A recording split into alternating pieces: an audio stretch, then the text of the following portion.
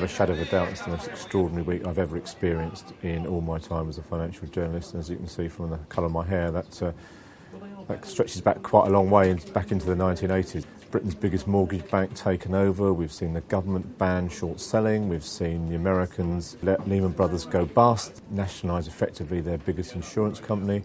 And right at the end of the week, we've seen them announce some sort of plan to take all the toxic loans and bad debts off the books of the American banking system. We just had what I believe was a very productive meeting where we heard from the administration and from the chairman of the Fed. Talked about a comprehensive approach that will require legislation to deal with illiquid assets on financial institutions of the United States. The big change, I suppose, at the end of the week, the idea that we'll take all these bad debts off the balance sheets of banks.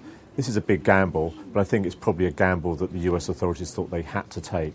I think that the implosion of the financial system was becoming so great that they did have genuine fears that the American economy was sliding back towards the sort of conditions we saw in the 1930s.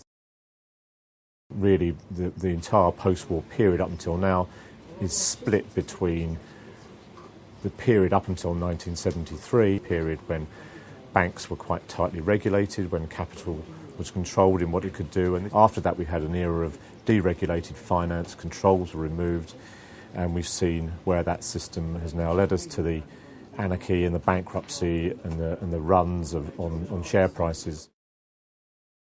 There is also, I think, a sense in which we're seeing a big shift in the balance of economic power in the world. One of the most interesting aspects of this week's events was that Morgan Stanley, which was one of the most sort of aggressive of the American investment banks, got into trouble, and there's talk about it being having a stake taken in it, a 49% stake taken in it by the Chinese government. Now, this is kind of incredible stuff. It just makes you wonder who won the Cold War, really, after all. The American economy is now very, very vulnerable to the whims of Beijing, and the Chinese really call many of the shots in the American economy. If they don't want to keep funding the American trade deficit and the budget deficit and withdraw their investments from the US, that would leave the American economy in a very, very parlous position.